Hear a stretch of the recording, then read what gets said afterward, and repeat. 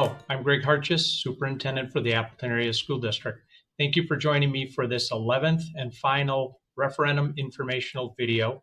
The video today is going to focus on the estimated increase to a taxpayer's annual property tax if our two questions on the referendum were to pass. So over the last year, we've been communicating to taxpayers that the impact would be an increase of $39 on $100,000 of a home's value.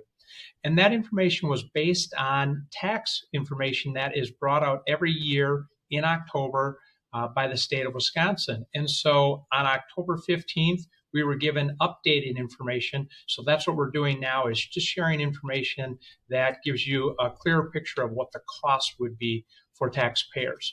So if you're somebody who doesn't particularly care for mathematics, you might want to fast forward through the next two slides because there's a lot of numbers here as I try to explain in the easiest way I can how the impact to your taxes have changed based on new information. So what you see here is the tax rate last year, so $7.66 on $1,000 of property. And the way that gets calculated is the number here in the numerator is our tax levy. And that's how much we need in funding from our local property taxpayers.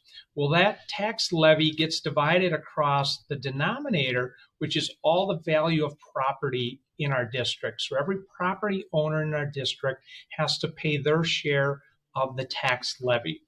Now, I'm going to talk about the numerator here and where that number comes from. So the first part of that is the largest piece, and that is the state sets a revenue limit every year, and that revenue limit basically caps how much funding we can get from the state through aid and from local property taxes. So the state sets the revenue limit. They then give us the amount that they're going to provide in funding through state aid, and what's left has to come from taxpayers.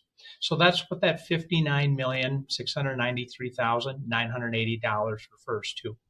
Then we add to that the cost of private school vouchers. So last year, private school vouchers cost taxpayers in Appleton $4,520,909. So it shows up on your tax bill. It's an Appleton Area School District tax, but it technically isn't. We then pass those dollars off to the Lutheran school system and the Catholic school system here in Appleton.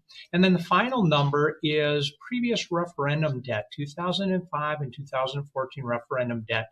And that number is $8,468,145. So these three numbers added together give us the numerator up here.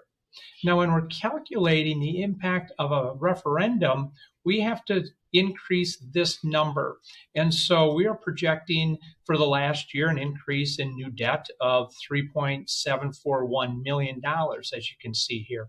And part of the reason why this is so low is that we will be paying off our 2005 and our 2014 referendum debt in February, which means just under $8.5 million that we have been putting towards these two debts can now go to any new debt if we were to pass a referendum. Now, how this is changing is each of these numbers get updated, like I said, October 15th of each year. And that's what this next slide is going to go through. So last year, the value that we had of funding that came from taxpayers when we took the revenue limit and subtracted out the state aid, last year was almost $60 million. You can see it's going down to $53,688,029. What that means is that the state is giving us more aid. Again, as a district, we don't get any more money. It just means that less has to come from property taxpayers. So that's a good thing for all of us here in Appleton as property taxpayers.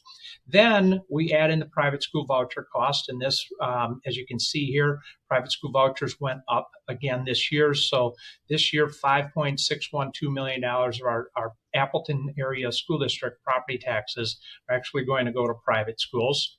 And then we recalculated our debt payments. So it's at $15,190,252. And again, this is if the referendum two questions were to pass.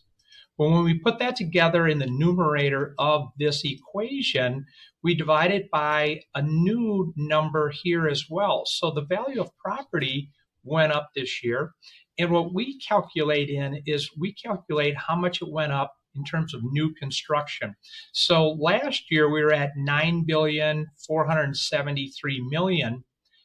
And then what happened this year is that increased by almost $200 million. So what that means is every house that was built last year, every apartment building, every commercial property that was developed, if outside of a TIF district, that gets added to our property tax base.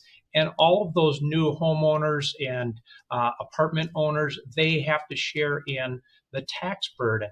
And so what that does is it spreads our tax levy across more property value. So when we do that division, we get $7.70. We technically get 0.00770.